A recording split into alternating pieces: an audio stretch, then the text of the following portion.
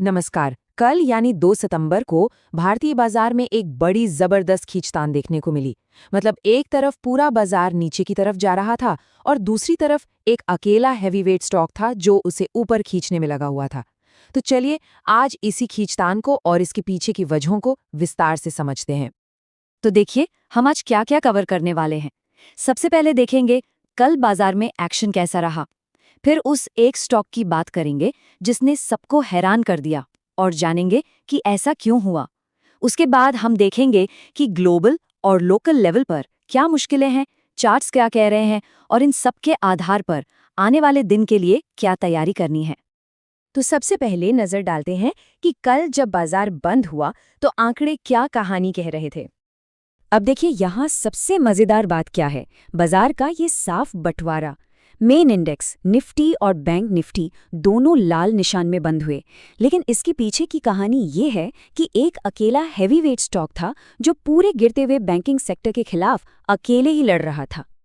ये बिल्कुल एक क्लासिक रस्साकशी जैसा था।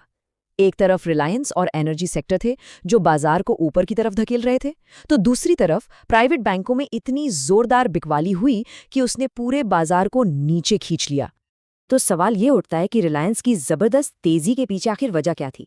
इसका जवाब छिपा है चीन में हो रहे एक बहुत बड़े पॉलिसी बदलाव में। देखिए, कहानी शुरू होती है मोर्गन स्टैनली की एक बड़ी रिपोर्ट से। उन्होंने रिलायंस के लिए अपना प्राइस टारगेट काफी बढ़ा दिया और उसकी वजह यही थी कि चीन में सोलर सेक्टर को लेकर कुछ बहुत बड़ा होने वाला है। और ये कोई छोटा मोटा बदलाव नहीं है, ये एक बहुत बड़ी स्ट्रेटेजिक चाल है चीन की तरफ से। वो कई सालों से चली आ रही प्राइस वॉर को खत्म करना चाहते हैं। मार्केट में जो एक्स्ट्रा सप्लाई है उसे कंट्रोल करना चाहते हैं ताकि दुनिया भर में सोलर पैनल की कीमतें और कंपनियों के मुनाफे बढ़ सकें। और इस प्लान को बैक करने के लिए पैसा भी जबरदस्त लगाया जा रहा है।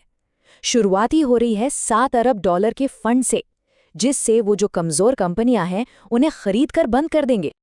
अब इसका सीधा सीधा फायदा रिलायंस को मिलेगा।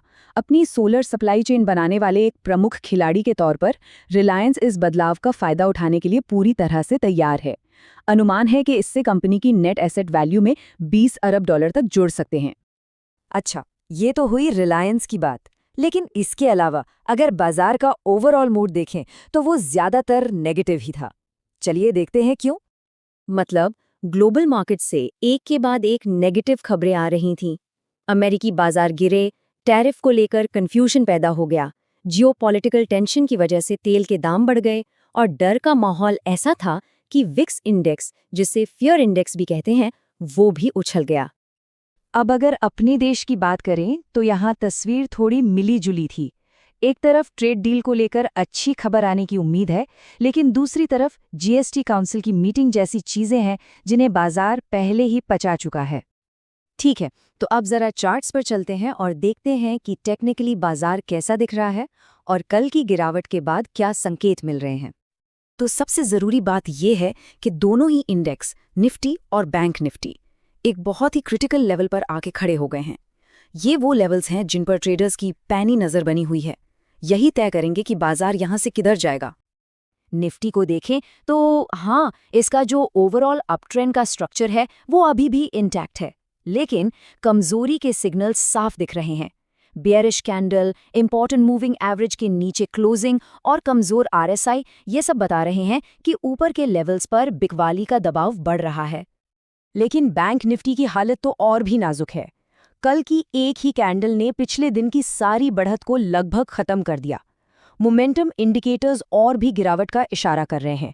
बस एक ही उम्मीद है कि ये अभी भी अपने एक अहम सपोर्ट ट्रेंड लाइन के ठीक ऊपर टिका हुआ है।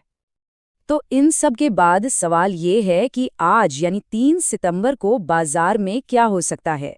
चलिए आगे के डेटा पर एक नज़र डालते हैं। तो जो सबसे पहले संकेत हमें मिल रहे हैं वो गिफ्ट निफ्टी से आ रहे हैं और वो एक गैप डाउन ओपनिंग की तरफ इशारा कर रहे हैं। मतलब आज बाजार की शुरुआत कमजोरी के साथ हो सकती है। और अगर हम डेटा को देखें कि कौन कहाँ पैसा लगा रहा है, तो एक बड़ी दिलचस्प लड़ाई दिखती है। जो रिटेल निवेशक हैं वो बाजार में तेजी की उम्मीद कर रहे हैं, लेकिन जो बड़े खिलाड़ी हैं यानी विदेशी संस्थान, वो बाजार में मंदी का दांव लगाकर बैठे हैं। और हाँ, आज दिन भर कई जरूरी इकोनॉमिक डेटा भी आने वाले हैं जो बाजार में हलचल मचा सकते हैं।